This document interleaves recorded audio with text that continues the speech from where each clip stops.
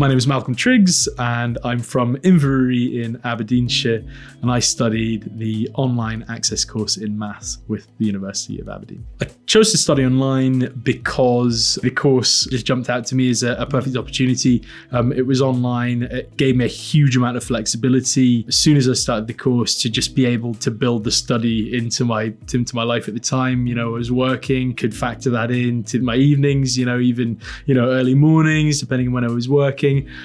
So at home, I could study anywhere I liked, even out and about if I was out and about for work, which occasionally happened as well. Sometimes working abroad, if I was in an airport or on a train, I remember taking some of my maths things along with me and being able to catch up on work there. So just the flexibility was a huge bonus for me in terms of being able to get my studying done, but also carry out my work commitments and just a better life study balance, I suppose. Day-to-day life while studying was really a case of making sure I was balancing studying, making sure that I was getting all of the units as part of the course done and dusted, preparing myself for the eventual exit point, which I'd chosen I was going to take to finish the course and sit my exam, balancing that with part-time work, but also just with day-to-day life, with doing the things that I enjoy doing, on a daily basis, which fortunately I was able to still do because I was studying online. In terms of challenges for the course,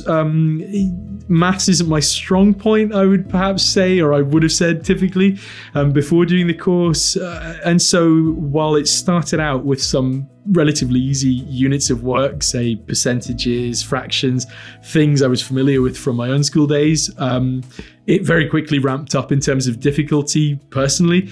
And so I felt that I was needing to spend a lot more time on certain units of work than other ones. And so that was challenging, but not, insurmountable. Really, it was a case of just making sure that I was setting aside enough time to work through any problems, to work through any of these more challenging units on the course, but also just making sure that I was making the most of some of the support available to me, whether it was, relying on the content, downloading some of the content, even just downloading some of the PDF, materials that were available through my Aberdeen so that I could access these anywhere I wanted, to, as I say, picking up the phone to my brother to asking him if he could give me a bit of support. It was just a case of making sure I was doing all of those things. The fact that it was online definitely made a big difference. And looking back now, the fact that I could, at any point pause a video, it's a tutor video, replay bits, revisit it anytime. You're not necessarily afforded that luxury if you're sitting in a tutorial or in a workshop.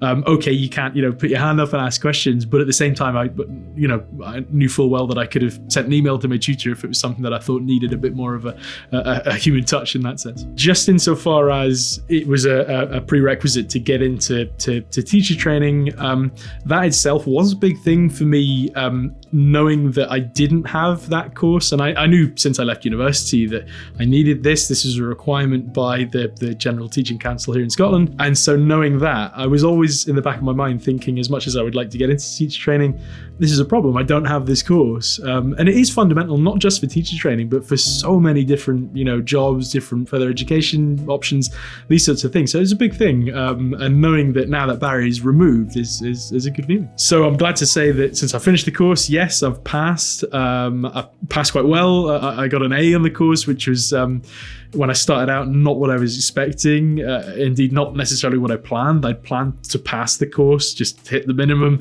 so that I could get into teacher training, but quickly realized once I started the course and really started to enjoy doing it, sort of took some satisfaction out of doing well in the course, that I thought, let's see where we can go with this, and let's see if I can do the best I can. And as I say, I managed to get an A, which surprised me because I never considered myself a very good mathematician, so to speak. The thing I'm most proud of would be the fact that I've managed to pass this course, not just pass it, but pass it quite well, pass it with an A.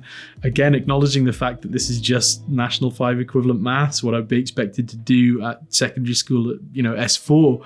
And despite having, a first class honours degree in English, it's no exaggeration to say that I got a huge amount of satisfaction out of doing a course that's as seemingly small as this, just because it was quite challenging for me. It's not my strong suit, and so it was satisfying to finish on that note. I haven't got a bad thing to say about the course from my experience. I had a great time. It was seamless, it was easy, it was flexible. I could fit it around, my own life at the time, working part-time. I would have no problem at all in recommending it. Pace yourself would be the best piece of advice. Don't treat it as many undergrads, and myself included, might have done, in that, you think you can start the course and then it gets progressively harder, but you can do more work at the end. Start as you mean to go on and pace yourself, really, so that you can enjoy doing the course, but also enjoy doing those other things that you get to do while you're studying online. In my case, living at home, but also, as I say, working around it as well. Pacing yourself to ensure that balance. So I'm really positive about the future now, and this course just gave me that sort of boost at the start to realize that you can do something that typically I thought was really quite challenging for me. But again, it was the key to getting into teacher training, a long-term goal for me at this point. And now that I'm here, I'm sort of focused on that as the next challenge. But yeah, just really taking it one step at a time, and I'm looking forward to starting teaching in earnest in future.